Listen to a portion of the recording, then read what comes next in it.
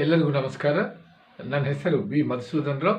ನಾನು Shri Kavya all departmental exams coaching centre Nizamabad ಅಂದರೆ ತೆಲಂಗಾಣ ಸರ್ಕಲ್ನಿಂದ ನಾನು ಮಾತಾಡ್ತಾ ಇದ್ದೇನೆ. ನಿಮಗೆ ಇಷ್ಟಕ್ಕೆ ಮುಂಚೆನೇ 2 ವಿಡಿಯೋಸ್ ನಾನು ಮಾಡಿ ಕಳಿಸಿದ್ದೇನೆ ಎಕ್ಸಾಮ್ ಸ್ಪೆಷಲ್.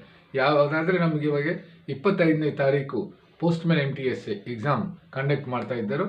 ಆ ಪರೀಕ್ಷೆ ಬಗ್ಗೆ ನಮಗೆ ಇಂಪಾರ್ಟೆಂಟ್ ಐಟಮ್ಸ್ ಏನು ನಾವು ರಿಮೆಂಬರ್ ಮಾಡಬೇಕು, ಯಾವುದಲ್ಲಿ ನಾವು ಎಲ್ಲ ತಿಳ್ಕೊಂಡಿರಬೇಕು ಅನ್ನೋದಲ್ಲಿ ಇದು 3rd ವಿಡಿಯೋ. ಈ 3rd ವಿಡಿಯೋನಲ್ಲಿ ಏನಂದರೆ SB ಅಕೌಂಟ್ಸ್ ಇವೆಲ್ಲದಿಂದ ನಮಗೆ ಕ್ವಶನ್ ಗ್ಯಾರಂಟಿ ಇರುತ್ತೆ. Because we are having so much of ಇದು ಏನು SB ಅಕೌಂಟ್ ಇರುತ್ತೆ, RD, MIS, TD, PPF, Sukanya Samriddhi, senior citizen welfare fund, latest ಆಗಿ ನಮಗೆ ಬಂದಿದ್ದು Mahila Samman saving certificate, Kisan Vikas Patra, NSC. ಅವೆಲ್ಲ ನಾವು ಎಷ್ಟೆಷ್ಟು ಅಮೌಂಟ್ ಡಿಪಾಸಿಟ್ ಮಾಡ್ಬೋದು, ಮ್ಯಾಕ್ಸಿಮಮ್ ಏನು, ಮಿನಿಮಮ್ ಏನು, ಅದರೊಳಗೆ PMC ನಾವು ಮುಂಚೆನೇ ಪ್ರಿಮೆಚ್ಯೂರ್ ಕ್ಲೋಸರ್ ಮಾಡೋಕೆ ಅವಕಾಶ ಇದೆಯಾ, ಅದಕ್ಕೆ ಎಷ್ಟು ಟೈಮು, ಇವೆಲ್ಲ ನೀವು ಜನರಲ್ ಆಗೆಲ್ಲ ಕೂಡ ಕಲ್ತ್ಕೊಂಡಿದ್ದರೆ ನಿಮಗೆಲ್ಲ ತಿಳಿಯೋದು. ಅಂದರೆ SB7 ಅನ್ನೋದು ಒಂದು ಫಾರ್ಮ್ ಇದೆ, ನಿಮಗೂ ತಿಳಿಯೋದು. SB7 ನಾವು ಜನರಲ್ ಆಗಿ ವಿಡ್ರಾಯಲ್ ಫಾರ್ಮ್, ದುಡ್ಡು ಬೇಕಂದರೆ ನಾವು SB ಅಕೌಂಟ್ನಲ್ಲಿ ವಿಡ್ರಾಯಲ್ ಫಾರ್ಮ್ ಬರ್ಕೊಟ್ರೆ ಅವರು ನಮಗೆ ಅಮೌಂಟು ಕೊಡ್ತಾರೆ. ಹಾಗೆ SB7A ಅಂತ ಕೂಡ ಒಂದು ಫಾರ್ಮ್ ಇದೆ. ಇದು closure or final withdrawal. Final ವಿಡ್ರಾಯಲಲ್ಲಿ ಆ ಅಕೌಂಟ್ ನಾವು ಕ್ಲೋಸ್ ಮಾಡೋಕ್ಕೆ ಉಪಯೋಗಿಸ್ತಾರೆ. ಇದು SB7A. ನೆಕ್ಸ್ಟ್ ಇನ್ನೊಂದಿದೆ SB7B. ಇದು ಪ್ರಿಮೆಚ್ಯೂರ್ ಕ್ಲೋಸರ್. ನೀವು ಒಂದು ಅಕೌಂಟ್ನಲ್ಲಿ RDನ ಪ್ರಿಮೆಚ್ಯೂರ್ ಕ್ಲೋಸರ್ ಮಾಡಬೇಕು. ಆಫ್ಟರ್ 3 ಇಯರ್ಸ್ ಮಾಡ್ಬೋದು ನಾವು. ಆ 3 ಇಯರ್ಸ್ ನೀವು ಪ್ರಿಮೆಚ್ಯೂರ್ ಕ್ಲೋಸರ್ ಮಾಡೋಕ್ಕೆ SB7B ಫಾರ್ಮ್ ಯೂಸ್ ಮಾಡಬೇಕು ನೀವು. ಅಂದರೆ for each and every type of transaction there is one form. Again SB7C. ಇದು ಲೋನ್ ಅಥವಾ ವಿಡ್ರಾಯಲ್ಗೆ ನಮಗೆ ಅಕೌಂಟ್ನಲ್ಲಿ ಇದನ್ನು ಯೂಸ್ ಮಾಡ್ತಾರೆ. SB7, SB7A, SB7B, SB7B ಈ ಫಾರ್ಮ್ಸ್ ಇವನ್ನು ಕೂಡ ಗುರ್ತಿಕೊಳ್ಳ್ರಿ. ಕ್ವಶನ್ ನಮಗೆ ಬರೋ ಅವಕಾಶ ಇದೆ.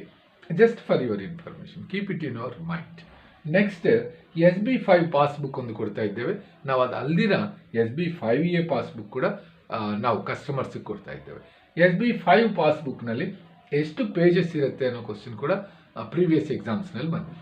SB5 ಪಾಸ್ಬುಕ್ಸ್ನಲ್ಲಿ 12 ಪೇಜಸ್ ಇರುತ್ತೆ, cover pages separate plus cover pages. ಇನ್ನು SB5A ಪಾಸ್ಬುಕ್ನಲ್ಲಿ 4 ಪೇಜ್ ಇರುತ್ತೆ, 4 ಪೇಜಸ್ ಪ್ಲಸ್ ಕವರ್ ಪೇಜ್. ಆದರೆ ಇದು ಯಾತಕ್ಕೆ ಕೊಡ್ತಾರೆ SB5A ಅಂದರೆ ಟೈಮ್ ಡಿಪಾಸಿಟ್, ಕಿಸಾನ್ ವಿಕಾಸ್ ಪತ್ರ, ನ್ಯಾಷನಲ್ ಸೇವಿಂಗ್ ಸರ್ಟಿಫಿಕೇಟ್, ಮೊನ್ನೆ ಬಂದಿದ್ದು ಮಹಿಳಾ ಸಮ್ಮಾನ್ ಸೇವಿಂಗ್ ಸರ್ಟಿಫಿಕೇಟ್.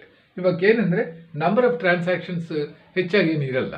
ಅದು ಒಂದೇ ಸಲ ಮಾಡ್ತಾರೆ, ಡಿಪಾಸಿಟ್ ಮಾಡ್ತಾರೆ, ಮತ್ತು ಮೆಚ್ಯೂರಿಟಿ ಯಾವಾಗ ಬರ್ತಾರೆ. కాబట్టి ಅದಕ್ಕೆ ನಮಗೆ ಇಷ್ಟು ಪೇಜಸ್ ಅವಸರ ಇಲ್ಲ ಅನ್ನೋದು ಡಿಪಾರ್ಟ್ಮೆಂಟ್ ಇದು ಮಾಡಿ SB5A ಅನ್ನೋದು ರಿಲೀಸ್ ಮಾಡಿದ್ದಾರೆ. ಇವಾಗ ನಾವು ಯಾರಾದರೆ ಈ ಅಕೌಂಟ್ಸ್ ತೊಗೊತಾರೋ ಅವರಿಗೆ ನಮ್ಮ ಸಿಸ್ಟಮ್ ಜನರೇಟೆಡ್ ಆಫೀಸಲ್ಲಿ ಈ ಪಾಸ್ಬುಕ್ ನಾವು ಅವ್ರಿಗೆ ಕೊಡ್ತಾ ಇದ್ದೇವೆ. ಅಂದರೆ ನಮಗೆ ಇದು ಕೂಡ try to remember SB5 12 pages, SB5A 4 pages plus cover page. ಇದು ಕೂಡ ನಮಗೆ ಪ್ರೀವಿಯಸ್ ಎಕ್ಸಾಮ್ಸ್ನಲ್ಲಿ ಬಂದಿದೆ. ಚಿಕ್ಕ point, just small point, but we will get 2 marks. ಇದು ಕಾನ್ಸೆಪ್ಟ್ನಲ್ಲಿ ಇರಬೇಕು. ಬಿಕಾಸ್ ಆಫ್ ಪಾಸಿಟಿವ್ ಥಿಂಕಿಂಗ್ನಲ್ಲಿ ನಮಗೆ ಇವೆಲ್ಲ ಗುರ್ತಿರಬೇಕು. ನೆಕ್ಸ್ಟ್ ಇನ್ನೊಂದು SB ಅಕೌಂಟ್. SB ಅಕೌಂಟ್ ಬಗ್ಗೆ ನಮಗೆ ಬೇಕಾದಷ್ಟು ಕ್ವಶನ್ಸ್ ಇದೆ. ಏನಂದರೆ SB ಅಕೌಂಟ್ಗೆ ಮಿನಿಮಮ್ ಅಕೌಂಟ್ ಓಪನ್ ಮಾಡಬೇಕಂದ್ರೆ ಏನು, ಚೆಕ್ ಅಕೌಂಟಿಗೆ ಎಷ್ಟು ತಗೋಬೇಕು, ನಾರ್ಮಲ್ ಅಕೌಂಟ್ ಏನು, ಆಮೇಲೆ SB ಪಾಸ್ಬುಕ್ ಡೂಪ್ಲಿಕೇಟ್ ಪಾಸ್ಬುಕ್ಗೆ ಎಷ್ಟು, SB ಅಕೌಂಟ್ ಟ್ರಾನ್ಸ್ಫರ್ ಮಾಡಿದರೆ ಎಷ್ಟು, SB ಅಕೌಂಟ್ ನಾಮಿನೇಷನ್ ಚೇಂಜ್ ಮಾಡಿದರೆ ಎಷ್ಟು, SB ಅಕೌಂಟ್ನಲ್ಲಿ ಚೆಕ್ ಡಿಪಾಸಿಟ್ ಮಾಡಿದರೆ ಆ ಚೆಕ್ ಬೌನ್ಸ್ ಆಗೋದ್ರೆ ಅದಕ್ಕೆಷ್ಟು ಫೀಸು, ಇವೆಲ್ಲ ನೀವು ತಿಳ್ಕೊಂಡಿರ್ತೀರಿ ಆ್ಯಸ್ ಯೂಶ್ವಲ್. ಅಂದರೆ ರೊಟೀನ್ನಲ್ಲಿ ನಿಮಗೆಲ್ಲ ತಿಳಿಯೋದು. ಆದರೆ SB ಅಕೌಂಟ್ನಲ್ಲಿ 3 ಫೈನಾನ್ಷಿಯಲ್ ಇಯರ್ಸ್ನಲ್ಲಿ ಒಂದು SB ಅಕೌಂಟ್ ನನ್ನ ಹೆಸರ ಮೇಲಿದೆ, ನಾನು 3 ಫೈನಾನ್ಷಿಯಲ್ ಇಯರ್ಸ್ನಲ್ಲಿ ಒಂದು ಟ್ರಾನ್ಸಾಕ್ಷನ್ ಕೂಡ ಮಾಡಲಿಲ್ಲ ಅಂದರೆ ನನ್ನ ಅಕೌಂಟನ್ನು ಸೈಲೆಂಟ್ ಅಕೌಂಟ್ ಆಗಿ ಟ್ರೀಟ್ ಮಾಡ್ತಾರೆ. That account will be treated as silent account ಕೆಳಗಡೆ ಟ್ರೀಟ್ ಮಾಡ್ತಾರೆ. ಈ ಸೈಲೆಂಟ್ ಅಕೌಂಟನ್ನು ನಾವು ಬೇಕಾಗಿದ್ದರೆ ರಿವೈವಲ್ ಮಾಡ್ಕೋಬೋದು.